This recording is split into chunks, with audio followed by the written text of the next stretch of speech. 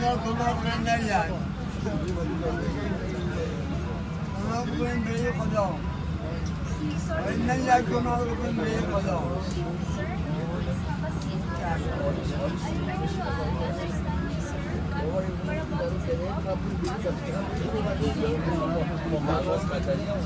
اگه گناه برنده خدا برنده نه پولش ندی تا به ما کتایی میکنه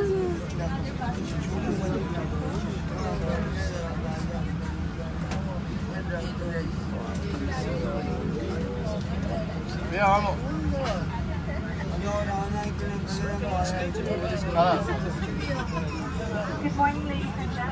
دیگه میشه همه توضیح بدیم